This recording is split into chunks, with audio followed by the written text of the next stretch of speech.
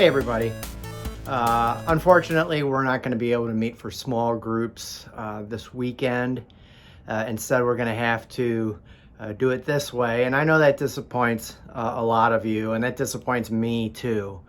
But we're going to be addressing some of those issues in some videos coming up that you'll see. But we just don't know. We just don't know where this is going to go or how this is. We do know that a vaccine's coming out, so the sooner that can get out to everybody, the better. And I think that we just got to keep on reminding ourselves that we see the light at the end of the tunnel. It's just going to take a little bit of effort to get there. So with that in mind, we are doing a very 80s Christmas is our theme. And I just wanted to throw out that you might know you're a child of the 80s when you know who shot JR. Or maybe you're a child of the 80s when you remember when Michael Jackson was kind of like a sex symbol and he was kind of cool.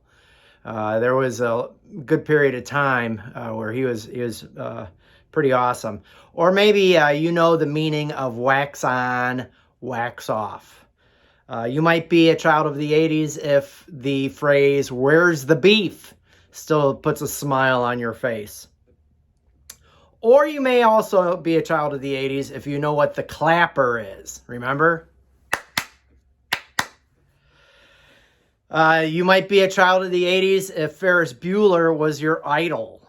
Now, I know Ferris Bueller's Day Off came out in 1986, and that was the year I was a senior, and it was the best movie ever to be a senior and to go out and see Ferris Bueller's Day Off and just relish in that movie. It was just a great movie.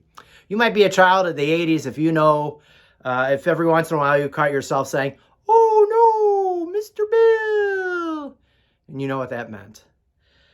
You might be a child of the 80s if your bangs are teased perfectly, like 7 inches above the rest of your hair. What was that all about? Why? That's strange. Or you might be a child of the 80s if you have a tendency to turn up your collar on your polo shirts. Yeah, that was interesting too. So here, let's do a trivia question. And the first person to text this to me, all of you should have my number, so I'm not going to put it out on this video. But if you can tell me, the first person that texts the right answer to me, we'll have a prize for you. We'll have something good, like a gift card to Starbucks or something, if that's what you like, or Chipotle, one or the other. But when MTV launched in August 1st of 1981, what was the first and somewhat ironic video ever played on the 24-hour music channel? Of course, that was back in the day when they played music videos. It doesn't do that anymore. But what was the very first video ever played on MTV? I know this off the top of my head. Many of your adult leaders probably know. They should know, unless they were living in a hole. But this is a great trivia question. And then also, another trivia question. If you can text me what Jenny's number is, I will definitely give you a prize. What is Jenny's number? And I would suppose that if small group leaders want to participate in these trivia questions, go for it. So what is Jenny's number? And what was the very first video ever played on MTV? So with that, our theme for today is "Don't Stop Believing," which was a great Journey song. And we still sing it proudly and loudly today as one of the greatest rock anthems of all time. As we think about that idea, that concept of "don't stop believing," we want to take a look at the Christmas story. Last week, we took a look at a very strange story out of Revelation of this red dragon that wanted to sweep in and kill the baby the moment it was born. And there's a lot of symbolism there. It's not a literal dragon. I think it represents possibly two different things. It could represent the dark forces that are angelic beings or the devil or Satan, Or it could be very representative of King Herod, who wanted to kill the baby. Or it could be both. But that's the beauty of apocalyptic literature. There's many layers to it, and there's a lot of symbolism to it. So that's what we looked at last week. This week we're going to take a look at some different characters in the Christmas story, particularly the shepherds. Now, many of you get Christmas cards. If you're like me, you get Christmas cards, and most of them are very warm and fuzzy. They're typically pictures of the family or pictures of the kids, and there's some nice, beautiful little saying that represents Christmas. But you know, from last time we spoke, the Christmas story was anything but a warm and fuzzy event. When you consider a red dragon, and you consider, like, you know, this big spiritual battle going on, and ultimately playing out with King Herod being influenced by dark forces to want to kill the baby. It was really intense. And not only that, but Mary and Joseph had to go to their hometown to be a part of a census. And in doing that, they couldn't find a place to stay because so many people were coming and going and taking up all the rooms at the hotels or inns or whatever. And they ended up having to stay in a barn. Now, think about that. Because every time we think of the birth of Jesus, we think of a beautiful little nativity scene with smiley, happy animals and shepherds and wise men. And just, it just, you know, makes us feel good. But when we really put our minds into the scene that is described in the New Testament, we actually see, I mean, have you ever been in a barn? I mean, most of us are children of the suburbs. So, you might have a relative that lives in rural country, Ohio or Kentucky. And if you've ever been in a barn, it's pretty disgusting, and it smells pretty bad. And you just never know what you're going to run into. Excuse me. With all the animals and all the animal waste and what's going on. I mean, it's a nasty place to be. And this is where the Savior of the world was born.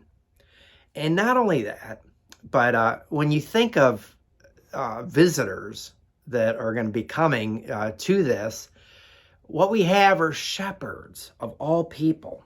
Now, this was scandalous to think about, that shepherds of all people would be the ones that God would announce the message of the birth of the Christ child to.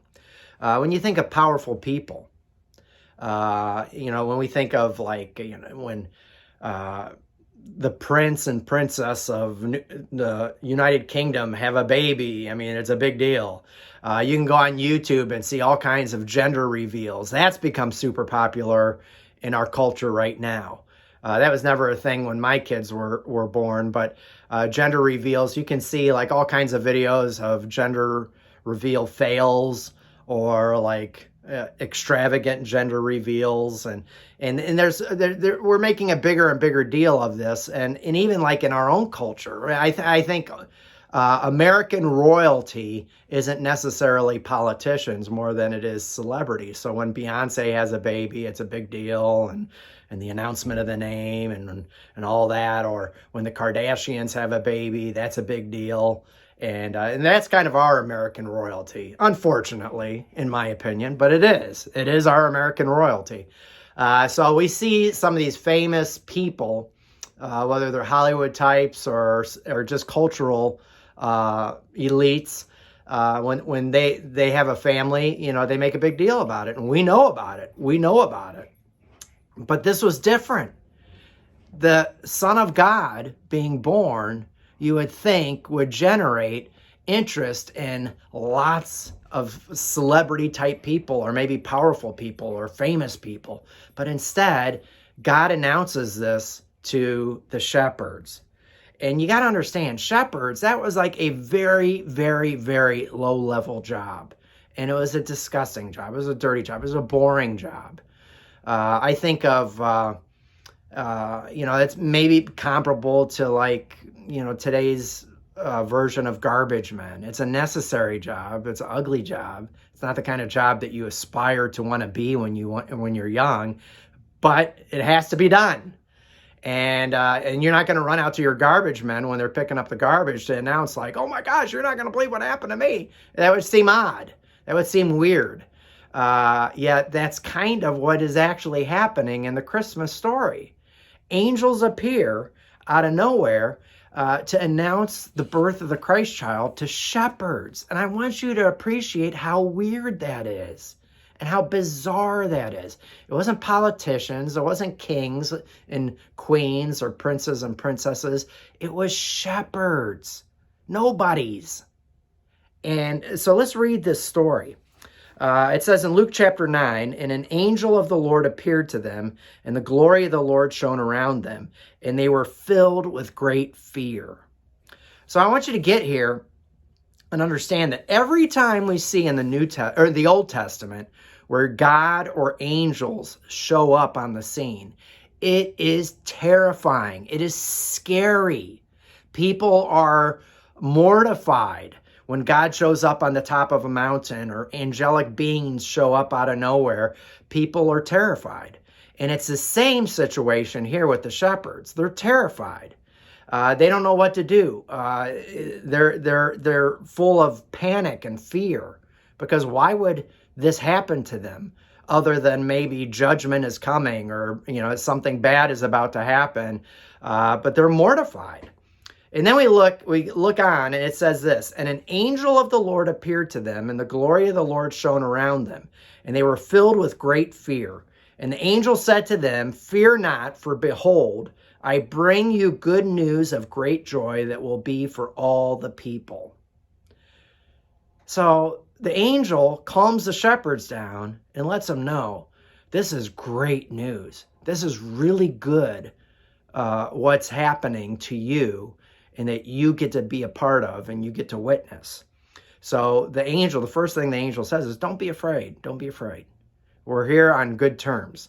And so you can imagine the shepherds just being like, their minds being blown here. And that the angels are telling them this, of all people. Why? Why them? And then the passage goes on. It says, for unto you is born this day in the city of David a Savior, who is Christ the Lord.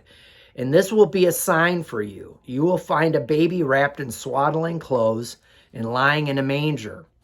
And suddenly there was with the angel a multitude of the heavenly hosts praising God. So all of a sudden, like there was a tear in the sky between heaven and earth, where all of a sudden now they're able to see all these angels praising God and for the announcement of the baby. And so this had to freak out the shepherds again. Or, okay, we're not supposed to be afraid, but whoa, what's going on here? This is amazing. And then the story continues, and it says this, and they went with haste and found Mary and Joseph and the baby lying in a manger. And when they saw it, they made known the saying that had been told them concerning the child. And all who heard it wondered at what the shepherds told them. But Mary treasured up all these things, pondering them in her heart. And the shepherds returned, glorifying and praising God for all they had heard and seen, as it had been told them. So, here's the point of what I want you guys to get and understand. I think it was very intentional that God announced the birth of the Christ child to shepherds, simply because of the fact that they really were low-level, low-tiered workers. They were nobodies. They were very common. That this message of the Christ child is for all of us. It's not just for the super rich or the super political or super powerful. It's for everybody. It's for each one of us. And what was amazing about the shepherds is that they were available. They were there. They were present. And they were willing to hear this story. They didn't run away terrified. They didn't, scatter or whatever, but they were available. They were available to listen to what the angels had to say. And they were willing to act immediately and go see what this was all about. And then Mary treasured all these in her heart. So here's the question, some of the things that I want you guys to think about. What does this mean to us? What does this mean to us that Jesus came in such a way that all we need to do is be available to believe, to be connected to him? I think as you're going through your teenage years, it's easy sometimes to stop believing. It's easy to drift away. It's easy to wonder, where is God in all this that's going on? But Mary and Joseph were in a very troubling time. They may not have known that King Herod wanted to kill the baby, but, well, they did. They did eventually. But you talk about very insecure and scary and fear-based times. They were living in it at the time. And here, God intervenes in this time to care for Mary, for the child to be born, and to have shepherds come and visit them. So we need to put our faith and trust that God is doing what he needs to do in our time, as well as in the time of Jesus, in the time when Jesus was being born. Believe in the fact that God has come in flesh and bone to rescue us, to save us, to give us purpose and meaning in life, to restore us fully into being who we are meant to be. And in the New Testament, it says that God has come to give us an abundant life. And that was the whole purpose of Jesus being born, is to deal with the sin issue and to give us his righteousness. But that we're getting into the Easter story now. I want you to focus on the Christmas story and understand that that if it's good enough for shepherds, it's definitely good enough for us, and all of us, every one of us. This is good news. And we were created to be in relationship with God and to be in a loving relationship with him. And even though sometimes we may live in times that are troubling or hard or difficult or scary, he is with us. He has not forgotten about us. The heavens will tear away and the angels will appear and announce the good news of God one day. And just like they did, at Jesus' birth. And we will be invited to be a part, to be invited to be a part of that family of God, where one day he will come back and wipe away every tear and take away all the pain and suffering and reunite us as the family that we were meant to be. So think about that and wrestle with that. And know, and I want to encourage you, don't stop believing. Don't. In fact, these are times that force us to think about our faith a little bit deeper. It's easier to forget about our faith when everything's going well. When we have a good life, we have the upper middle class life, we have everything we want, it's easy to forget about God. It's during difficult times like this that force us to think about God and encourage us to not stop believing, but to trust in him with all our heart. So keep that in mind, guys. So with that, I want to encourage you to get together with your small group on Zoom or however you like, and I'll provide questions to your small group leaders that you can discuss this lesson with. So keep in mind, I'm still waiting to get a text message on what Jenny's number is and what was the very first music video ever played on MTV in 1981. The first person to answer those questions gets a prize. So I love you guys. I miss you. I wish we could get together. I can't promise what the next couple weeks are going to look like, but let's just assume that this is what it's going to be. And we'll make do with it. And we know that we're seeing progress being made with a vaccine and that being rolled out soon. So till then, I love you and I care about you, and God bless. Take care.